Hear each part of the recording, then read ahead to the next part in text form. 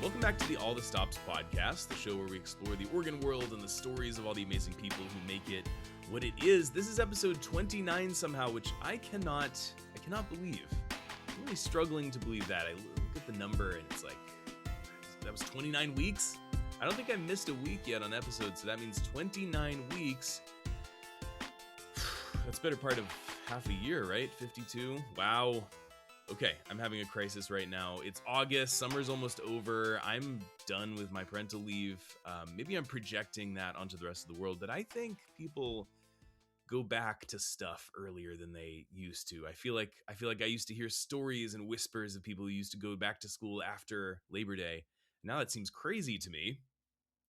Maybe it's just the weather. It's cold and rainy and cool, and it's starting to feel a little bit like fall. And I'm sad to say, the package stores, which is what we call them in New England, not liquor stores, package stores, have big displays of pumpkin beer, and it's far too early. It is far too early for pumpkin beer. Also because it's the morning when I'm recording it, but also just in general, it's too darn early. Well, let's move on to what matters here, which is our wonderful guest, Jordan Prescott. He's, of course, a great performer, conductor, church musician, but he's someone who also positions himself, and rightfully so, as a scholar. So he has his Doctor of Musical Arts degree from Peabody Conservatory, where he also holds the Master of Music. His doctoral dissertation focuses on the music of Herbert Howells and elements of continental modernity therein. And I will tell you, it's a fascinating topic, even if you don't know anything about Herbert Howells, even if you don't know anything about the organ, and even if you don't know anything about music. It's still a fascinating discussion about changes in aesthetics and changes in history, and kind of that interesting thing of being born right at the end of the 19th century and seeing an incredible amount of shift and change over the course of your lifetime. How to categorize things, like this composer who writes amazing music, but really, really different from different eras and miscategorized by people today and people in his day in some ways. So it's a fascinating discussion. Jordan is a wonderful person. I just loved recording this episode. So anyway, I know you're going to enjoy it. Before we jump into that, if you like this show, please like it, subscribe it, share it, do all that stuff on whatever platform you're on. But also, if you have it in your budget, it would mean so much if you would consider sponsoring us on Patreon. I am going to have to stop doing video versions at some point because I'm back in action at work and the video productions take more time. The vast majority of you listen only on audio, but I want to see if I can start hiring a producer, and there are, of course, a bunch of other expenses associated with the show and the company. So it's $5 a month. You get an ad-free version of the show and special content on there. So jump on to patreon.com/allthestopsmedia and consider that if you can. Okay, enough of that. It's time to jump in to a great episode. Jordan Prescott.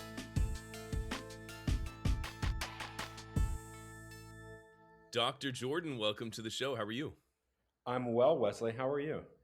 Oh, I am very well. My first cup of coffee is, I think you will hear it kicking in real time as we record. So we'll if get my sped up questions as we don't go. make sense at the beginning, just ignore me. And, one of us will make sense at least. Well, that really I don't drink coffee. Oh, you don't drink coffee? No, I don't. It's one of my weird things. It's sort of, I have two things that I tell people that now I die on this hill. I've never seen Star Wars and I don't drink coffee. And now I feel like if I ever watched Star Wars, if I started drinking coffee, that'd be less interesting than not doing either of those things. So now I'm kind of stuck on this hill. All right, we need to change. I knew what we were going to do in our first segment. I think we got to pivot now. We're going to talk about this. But I see you're drinking some water, so that's nice. I do have healthy. water. Yeah. Okay. All right. Well, really happy to have you with us today. Where is the recording find you today? I am downstairs in the rectory at Grace and St. Peter's Church in Baltimore. You have a very impressive background. And as we were getting set up, I heard a lovely clock of some sort, I think. Yes. Well, first of all, I always take meetings in this room so people think this is my private dining room. Yes. So it's no, it's nice. But it is, my rector loves clocks. I think there's like 4 clocks in this room. And so one of my many hats is I do the certification coordination for the American Guild of Organists for Baltimore and DC. So every summer there's 3 or 4 days of written exams in this room. And the first year I did it here, um, we were doing the dictation, and all the clocks started dinging at the same, because it turns 11 o'clock, and they all ding 11 times. But the real problem is, Wesley, that none of the clocks are exactly synced up. So the first one went, I thought, oh, thank God that's over. And then we started 11 dings on the Oh next clock, no. and so it's like, all right, just pencils down. We'll just start over. We're gonna restart our test thanks to Yeah. these lovely clocks. So Wow. now I have to remove all the clocks during exam time. Yeah, So sort of poetic. That is too funny. When we yeah, were writing about this episode, so we first of all, we haven't seen each other in years and years. I remember we met in Los Angeles at a AGO leadership kind of yeah, that's right. retreat, brainstorm session. Hit it off at the time. Since then, oh my God, you've done a doctorate. You have played in amazing places. You've done a bunch of work with the AGO. When we were writing about this, it was like, what do we want to talk about today in the episode? There were 4 full episodes worth of material just in the first writing. So, I guess what I want to start with is organ scholar, right? Uh, Yeah. this is a thing that we take for granted in the industry, but like we say, oh, so and so is organ scholar. What does that mean? What does it mean to be an organ scholar? And what was it like being an organ scholar at Duke? Well, I mean, it's taken from, as with a lot of things in our profession, the English they just get it right, and this is something we kind of stole from them, where it's basically like, for me, 2 years of like on the ground boot camp and in service playing, basically. And so when I was finishing my undergraduate degree at East Carolina University, I became the organ scholar at Duke University Chapel, which is about 2 hours to the west of where I was going to school. And basically, uh, it is well, it looks different from place to place, but you play services, you get feedback on your service playing, you learn techniques about choral accompaniment, hymn playing, improvisation, keyboard skills, and it's really this intense environment where you have to do it every single week, and so it was really really good training. Considering I've done 3 degrees and I've had a number of jobs in through all of that, the hardest 2 years of my entire life were the 2 years I spent at Duke Chapel. Wow. It was not for the faint of heart, but I also look back and I think, you know, I make probably 90% of the money that I make as an organist is from service playing and choral accompanying, things that I never learned in school. 10% of my income is probably playing recitals at this point. So it was, in terms of like my dollars per note of things that I've played, it's by far the most beneficial thing that I've done in my career so far. That's a really clear way of saying it. And I'm glad you said it that way because, and we're not trying to rip on music schools, and they're doing their best. And, all colleges are going through a tough time right now. But Oh, it's it true. is true. It takes a while for things to kind of catch up. I similarly feel that I learned my service playing in the field, and Oberlin would typically send their organ students all around the county into churches and into Cleveland and wherever. And that's all well and good, but there's you know you have to figure out some of it yourself. But to work with a professional who is so experienced, to work at a really high level with groups that are that are demanding, that's different. And I think people can think, well, how stressful is it playing church services? But the next time you go to a very intricate service, sit and just kind of look at all the moving parts and think, wait a minute, how did they know to give the pitch at that exact moment? How did they know? How come the choir all stood up at the exact same moment and sat down peacefully at the same moment? Where did that pitch come from?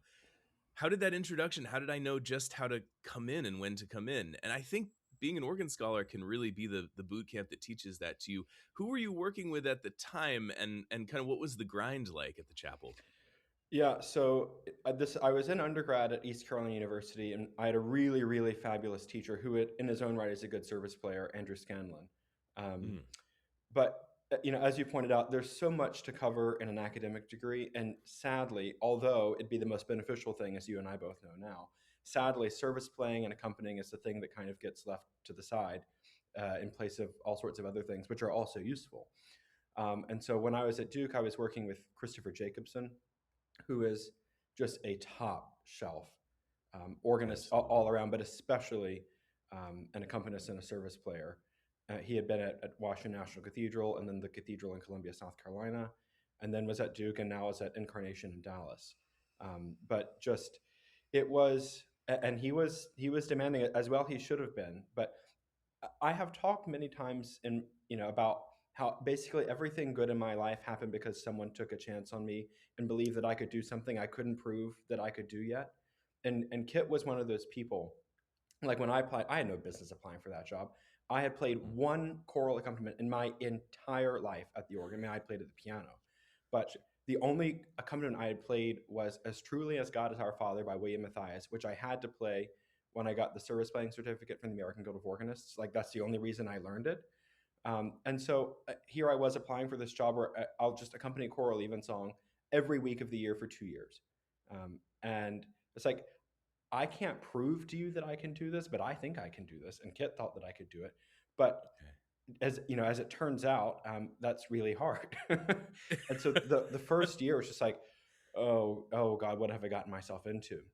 It was accompaniment after I didn't know any of the music. So every week I was learning like 15 minutes of new music every week on top of still, mind you, doing a degree where I was like, learning stuff from my recital and doing music theory and music history and wrapping up my general education stuff. So it was miserable.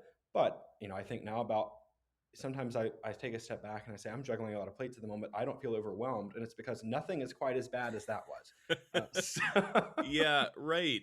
Oh, it's But really then, in true. the second year, it gets better. And every year, because, now I don't have to practice very many of the accompaniments very much because I've played them for 7 years now, 8 years. And when you're at the same organ, you sometimes will have your same Yeah, pistons sorted exactly. out, and you'll know how you said it and how you approached the Or, challenges in the past. better yet, Wesley, and this is a whole nother topic. I'll have to come back for another episode. But if you just learn how to register in the English style and you learn how to do divisional pistons, then every piece is registered forever, and you just play. And it doesn't, you don't really have to know exactly what you're going to do. You just know where are the sounds hidden that I want to use here, Yeah, and that makes it really easy to just kind of pick it up and go. that'll be our teaser for part 2 to the English registration scheme. Very useful.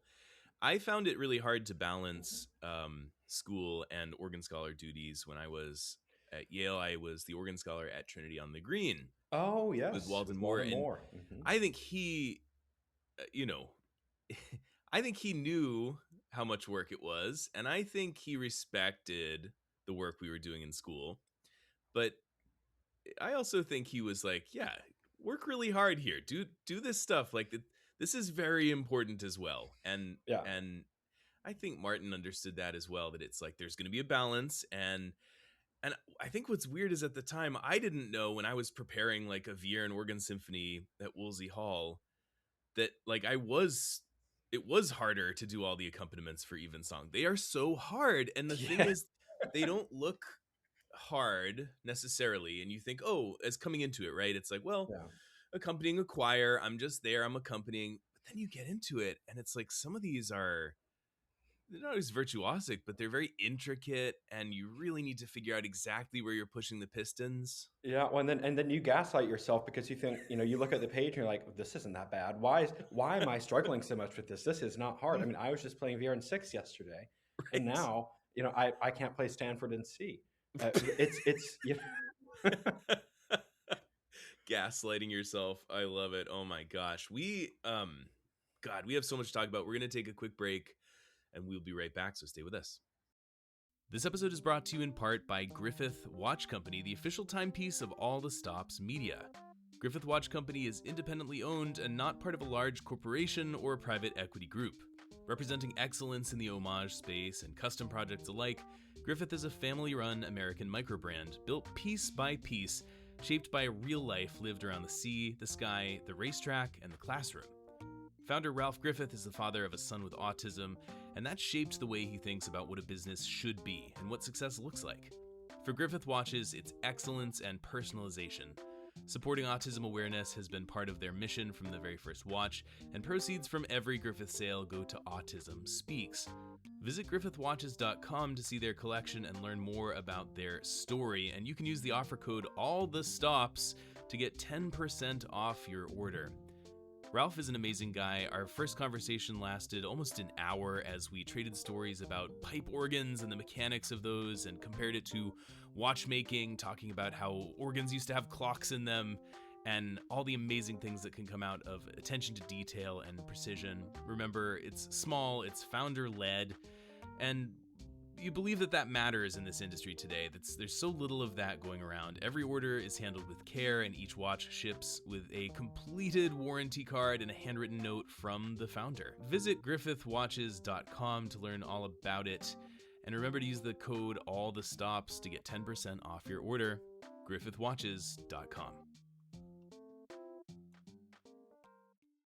We're going to be talking about composition in one way or the other for the rest of the show, because we're going to talk about your doctoral work, and then we're going to talk about something I'm really excited to hear about, which is a series that features work of living composers that you administer at the moment. But I want to start with your doctoral work. Herbert Howells is a name that a lot of people will know in the organ world, and I feel like some people would think of him as a niche composer, but Sure. those who do know of him might be a little confused about how to categorize his music. Isn't that right? That's you basically you just did my dissertation for me. It was so I have many times kind of jokingly but half seriously referred to Herbert Howells as my personal Lord and Savior.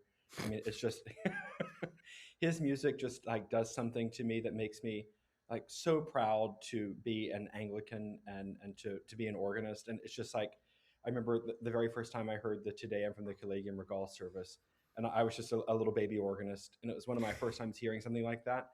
And I remember like standing like wide-eyed at the end of it. And I said, "Oh yeah, I'll do this the rest of my life. That's fine." Wow. That's amazing. So What words wait, tell me the words you use to describe Howell's music. Is it like warm or I don't I know. mean it. I have many times referred to it as a quiet roar. I mean, it is. Well, I mean, part of the issue is that he lived from 1892 to 1983, and if you know anything about music and art history, that's a very tumultuous time to be a composer. So he was educated by Perry and Stanford and kind of the old guard of the Victorian school. And yet he died well after the end of modernism and towards the beginning of postmodernism. And so you have this composer who has never really fit. He was too modern for his teachers. You know, the voice he came into by the time he was a composer, and in his own right, circa like 1915, he was too modern for that. And by the time he was teaching his students at the end of his life, he was far too conservative. And this is the bad rap. I have someone at my church who despises when I program Howells because it's too modern, and my partner, who's a composer, despises Howells because it's too conservative. And so I'm stuck in the middle between Weird. these two sides. And so that really was the impetus of my dissertation. Was like, I'm going to die on this hill that Herbert Howells is a quintessentially 20th century modern composer. But so okay, I'm sorry, my head's exploding here, because if you had asked me a mere 10 minutes ago when Howells was born and died, and this is like I've programmed Howells and I've accompanied Howells and stuff, I would have just said, I don't know, 1870 to 1950 something, Yeah. guessing, and I would have fallen prey to that same thing. But when I go back and think about, well, let's think about Like as the Heart or something, it's weird. It's not Edwardian fluff at all. You know what I No, and mean? it's and part of it is that oh gosh, I mean, we're getting ready to get on a whole tangent here, but part of it is that Howells arrives at very, very modern idioms from a very arcane way. If you look at the Partita for organ, which this is just an interesting fact, Edward Heath, who was the Prime Minister of the UK, was also an organist and knew Howells. And Howells said, kind of made this kind of bet in jest. It's like, Ed, if you ever become Prime Minister, I'll write you a piece. Well, he became Prime Minister, and so then Howells wrote this Partita for organ. The Partita for organ is 12 tone.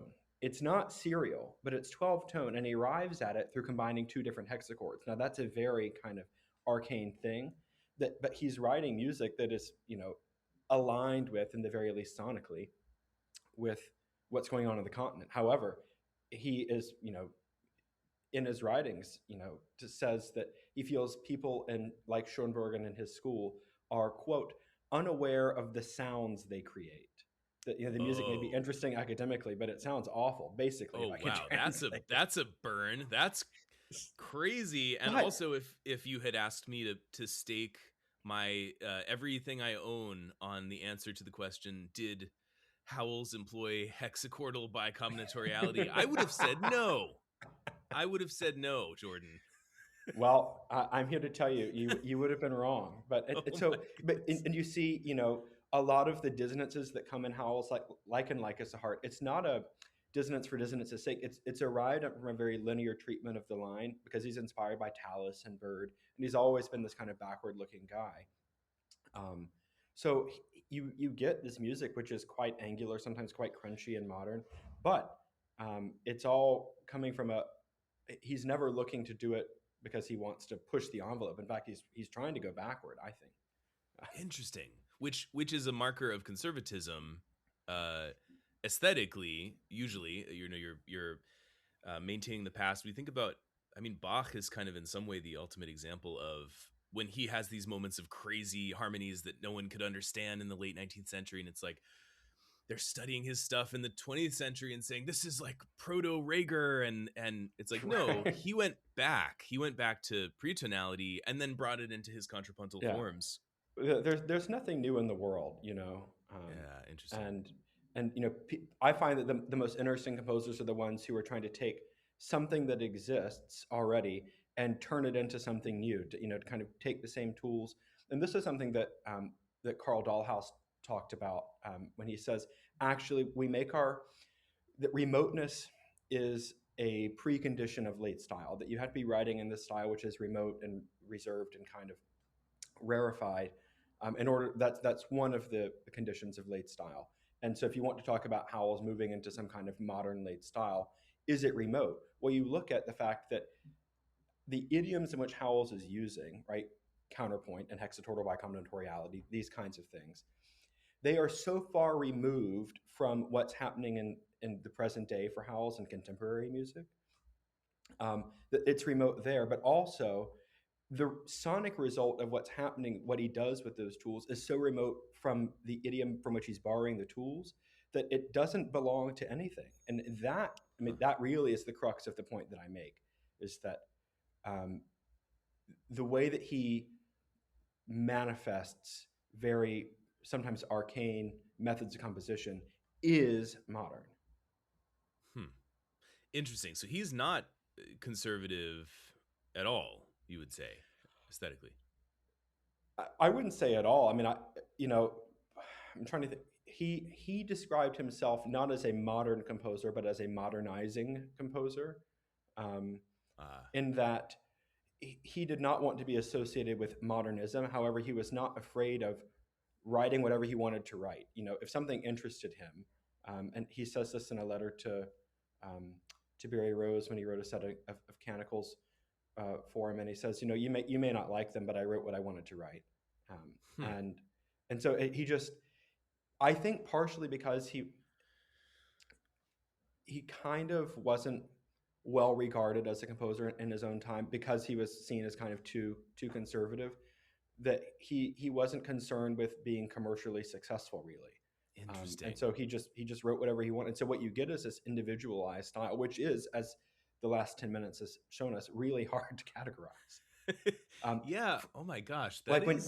when you want to go play for a competition and you program Howells. So if you program early Howells and you say that's a 20th century piece, they're going to laugh you out of the room because it Interesting. idiomatically it's not really. But by the date, it was written in 1915, so yeah, you can play it. But it's Wow. it's not, it doesn't demonstrate the things that we associate, and that's not all of it demonstrates the things that we associate with the 20th century. The world changed really fast, and I'm reflecting on how I have a good friend, a person who I respect very very much, who is in his 90s, but he talks about his grandfather's generation, that his grandfather grew up sailing. He would be swimming in Boston Harbor with sailing ships, like clipper ships with sails, as a kid, and when he Mm. died there was Atari and space travel. And I Wow. think Yeah. that that's pretty much Howell's lifespan. I think if has anyone seen any more change than that exact group? I mean, right? One, and you think about, and then maybe even particularly for people in England, you think, why did modernism reach England so late? It's because the kind of socio-political preconditions of modernism didn't reach England until suddenly there was a war on the shores of the United Kingdom. That like suddenly the problems facing continental Europe and the rest of the world suddenly became problems in the UK. Artistically, that had already manifested itself on the continent, but now they're Interesting. arriving at it. Like the isolation, quote me on this, the isolation of imperialism delayed the start of modernism in England. And so it's not that they weren't as modern, they just started it later because they were protected from the kinds of tumult that are required for that kind of aesthetic shift. But so you think, Howells was diagnosed with Graves' disease in 1914 or 15, and at that time, that was a terminal diagnosis. And so he was only saved from conscription in the First World War because he was going to die anyway. And so he's facing death. Everyone he went to school with is dying on the battlefield. Um, and it's hard to comprehend, I think, in our modern lens, what kind of trauma that is and how that manifests itself musically. Howells was meant to die in 1915. He died in 1983. Wow. And so, again, one of the other preconditions of a late style is a knowledge of and acceptance of your own mortality. Well, I mean, Howells became aware of his own mortality at like 20 years old. And so Wow. he spent like 60 years in late style, which is insane. Huh. So, um, but as you point out, so much happened in the 50 the 60 years from 1890 to 1950, Yeah. that one person could go through all kinds of um, political and socioeconomic turmoil in that amount of time. And that makes me a little bit calmer. Not to get on a whole different soapbox, but I look at my own present day and things feel like really chaotic and awful sometimes, and then I think, you know, could be worse. Yeah, I'm not right. sure how, but it could be worse. It could be worse. Well, I mean, I think, God, we're in danger of tangents, but you know what? On the All the Stops podcast, there are no tangents. This is a feature, not a bug. And I really agree with you. I think, um, we're, I'm a little older than you are. I guess I'm not trying to say you're old. You're not. But Neither are you. okay, well, thank you. I appreciate that, Jordan. But I think we are old enough already to see some real changes in our lives. Like people will say, I've never seen a, I don't want to get too negative here, but things were really, really racist and terrible after 9/11. Yeah. And I remember it. I remember the bumper stickers people had and the things people were saying openly. And then I think we get some people sometimes you get to forget a little bit of that because it fades out of the view for a little bit. But I go, no, I've heard this before, and I think there have been these really, really rough times. Even our parents describing the 20th century, it wasn't roses, right? Right. It wasn't perfect And all the time. so it's just a nice reminder that you know we aren't the first humans to suffer. Um, Yeah, so yeah, and yeah. that's why I like to. And that's really why I like the music of Howells, is that because I've spent so much time with it now. I understand how he's. I think I understand a little bit about how he's suffering. It makes me feel like, okay, um, and you look at like the pieces that he wrote after his son tragically died of meningitis at 11 years old, um, No. and he went on to live another 30 years, 36 years without his son. Um, and obviously, you're going to have some kind of um, artistic response to that as an artist, and as someone who also has experienced, loss, not of a child, obviously, but you can contemplate and understand a little bit about your own emotions by understanding that someone else has gone through it, and Wow. that's what's everyone's going to have a composer like that. For me, it's Howells, and that's why I have spent so much of my career focused on him and trying to bring him out of the relative obscurity. I love it. I had so many more questions to ask you. It's clear to me that we're just going to have you come back on. We're going to take our second break, and then we have a final segment, so stay around. Today's episode is brought to you in part by today's episode, the All the Stops podcast on Patreon, where you can go on for a small subscription fee, get an ad-free version of the show, as well as some bonus content coming soon, and support the back-end costs of making this show possible. If you love what we do here, we would love it if you would consider throwing a couple of bucks our way and supporting these great conversations about the pipe organ and how it works and who plays it and all that good stuff. If you're listening, you know why you're listening. Anyway, patreon.com/allthestopsmedia. Throw a couple bucks our way. It would help a lot. Thank you for listening to the show, and thanks for supporting what we're doing.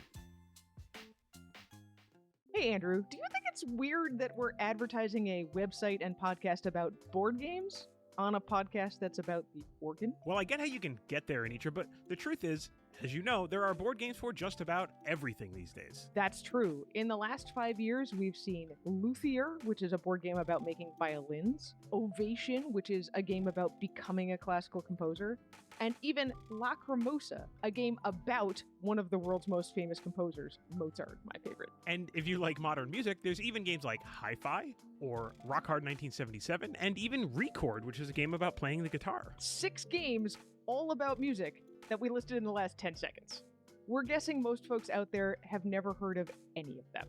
It is a hard problem, but it's also exactly why we're here, to help people find games about the topics they care about. We're Anitra and Andrew, married parents of 3, and we've been talking about board games on the internet for over a decade. We usually talk about how it's going, playing games with the kids in our lives, and hopefully helping you play games with the kids in yours. Do they have a subject in school that they're really struggling with? There's probably a game about that. Just ask. Find the Family Gamers podcast wherever you get your podcasts, and check out our reviews at thefamilygamers.com. You can also find us on social media at FamilyGamersAA.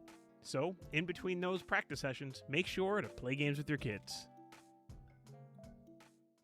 I have one more question about Howells before we go into living composers. I've been wondering it, and I have to ask you. You're studying a composer who's writing in your language, and you're studying a composer who has writings that you can read. And if you're studying, Mozart or Bach, like as an American, you're translating things, and you're also going way back in history. And even if you speak German fluently, it's still like, what do these idioms mean? And Bach's in a rural, rustic region with really peculiar German. But you can read Howells, letters and correspondences, and I don't know if he had diaries or journals, but I imagine it's just, what does that feel like to study someone where you almost can kind of connect with what they're thinking? Well, it's interesting because as someone who's worked my entire career in the Anglican Church, he's writing to people whose names I know. So it's not like he's writing to someone who seems kind of insignificant. There's letters between Howells and Finzi, and Howells and Barry Rose, who you've met Barry Rose. He walks the earth. Yes. You've probably made music with him. Yeah, and so it's amazing because you think it makes it tangible, because these are real people just talking to each other, and then there's also not the barrier of having to sit down and carefully translate it, or go to Paris or go to Leipzig or wherever and like physically look at the documents, because it's hopefully either been digitized or it's been put in books. So there was quite a bit of kind of firsthand source material that I was able to go to understand, because I can make whatever point I want to make about Howells being modern or modernizing or whatever, but unless he says something about it, it's hard. I wanted to be very careful. I think we should be very careful about assigning. When we look backward, it's very easy to categorize someone looking backward, but it's right. Helpful to know what they thought about what they were doing. And so I was grateful that Howells wrote prolifically to all sorts of people about the music that he was writing, about things that he was struggling with, tinkering with form, or worried about whether the piece was going to work for the kind of the brief that he was given in the commission. And these are things that when I work with living composers now, they're things that I write to them about. And certainly I'm not like I don't suspect that 100 years from now someone's going to be at Peabody Conservatory studying my emails to Jonathan Cooper. But it's the kinds of things that I write to my friends happen, about. doctor. Yeah. It just makes me think, again, I'm not doing anything new. There's nothing new under the sun, Right. Pivoting to living composers then, people who are currently telling their own stories. You have a series at your parish where you serve now. Yeah. Where you feature, I think, exclusively, or at least you focus on music of living composers. Tell us a little bit about that. So Grace and St. Peter's is an Anglo-Catholic church, and here's a whole other episode about what does that term mean. But one of the eccentricities about being an Anglo-Catholic is that there's a lot of, so we do a different composed setting in the Mass Ordinary every week. So it might be Bird and Palestrina, and then Howells and Reinberger, and then back to Victoria or whatever. So there's a lot of music in the music library because we just churn through so much rep. And when I came here, there was a piece by a woman and a piece by a Black person. And those two pieces were probably unsurprisingly Elizabeth Poston, Jesus Christ the Apple Tree, and David Hurd, Love Bade Me Welcome. Two of my favorite pieces. But like great the pieces, quintessential but pieces. I could have told you. Yeah. I could have told you which ones they were. Yes. Yeah, the quintessential pieces that tick those boxes. And so I said, among the other things that are now part of my job here, we've got to do something about this. And so slowly but surely, I kept trying to add more relevant music. Not that Bird isn't relevant, but music that speaks to our time and that looks and sounds a little bit like the people that are in the pews here. And that eventually turned into working with, I had a couple of composers in the choir, and they would write pieces for us. And then, work kind of begets work in that way. And other composers would reach out, or I'd find them on YouTube or otherwise on the internet, and say, do you have anything new that you wish would get sung, or get sung more? And that turned into what is now called the Grace and St. Peter's Choral Series. Because one of the frustrations I had when I became interested in this, and it was clear the parish was interested in this, is for a variety of reasons, a lot of young living composers are not being published by Morning Star and GIA and Walton and whatever. So you can't just go on JW Pepper and like scroll around. Oh, what is so and so? What's Jessica French doing? Because Jessica French's most of her music, almost all of her music, is self-published on her own website, creatively called the French Press. Yes, which I just love. I love her so much. I know. We had her on 4 or 5 weeks ago. That's right. Great episode with her. She's amazing. And so, but unless you know her name and you know to go look, it's like where are you supposed to find her? And so I thought this is a problem I could actually do something about. So the Grace and St. Peter's Choral Series is really meant to be kind of an online jumping off point for people who are interested in doing really good sacred music by sacred choral music by living composers. That they can go there and at least see a list of 24, maybe 30 names, and hear some pieces either that we've recorded or that other people have recorded, and get a sense of, here's some names I could at least start with. And it's certainly not exhaustive, but it's a list of people who are alive and writing good music for the church in one place. And I could not find that before I made it. And so it was really an answer to my own problem.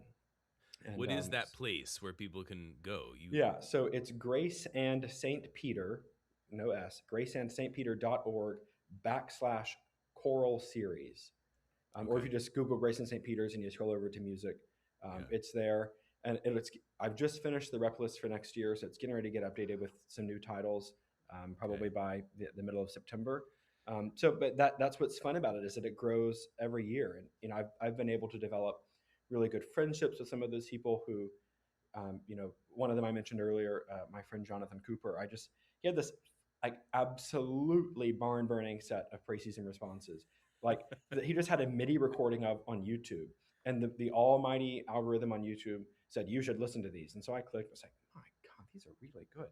So I couldn't find his contact information anywhere. And eventually I tracked down a Jonathan Cooper, who I believe might be that person, and I found his email address. And I wrote to him, I said, would you let me sing these? And he was so bowled over that someone would find them and track them down. And he's since written a fantastic mass setting for us, another set of praises and responses we're doing next season, an anthem called Christ is the World's True Light, a choral fanfaronnal Quam Gloriosum. I mean, I just love working with him, and I just love spending time with him. And that's our relationship and a friendship I wouldn't have if I hadn't jumped down the rabbit hole of living composers. And that's just one of the many fabulous people that are on that series now. I'm a little behind on my own fall rep because I've been on parental leave, but I'll be hitting up this website myself Yes. for a few. And I might be programming a little more Howells than I otherwise would after this conversation. Well, you definitely, there's no shortage of really good stuff by Howells and no shortage of stuff by living people. So I'm glad to espouse all of my various beliefs to you and I know to inspire you to go pick really good music for next season, Wesley. Well, I appreciate that. It has been so much fun to chat with you, and thanks for being so generous with your time. Is there anything you'd like to shout out, or any upcoming concerts? I know you do concertize as much as you have time for, although you're very busy with church work. It's getting ready to get into that busy season of lots of services. But if you ever find yourself in Baltimore, it's 10 a.m. on Sunday mornings, and then I think my favorite thing that we do here is the Evensong and Benediction, which is like a quintessential Anglo-Catholic service. The choral Evensong and then Benediction of the Blessed Sacrament every on the third Sunday of every month. So if you find yourself in Baltimore, come see us. It's a fantastic place, lots of good music, and a really fantastic organ. So oh man, I was gonna ask you, but we'll have you on again. We'll talk about the instruments, and we didn't get to talk about the organ at Duke Chapel. There's so much more, but you want to leave people wanting more, myself included. So Jordan, thank you so much for your time. It's been an absolute pleasure. Thank you, Wesley. See you on part 2. All the Stops podcast is a product and trademark of All the Stops Media LLC and is recorded and produced by me, Wesley Hall. The music is written and recorded by me too.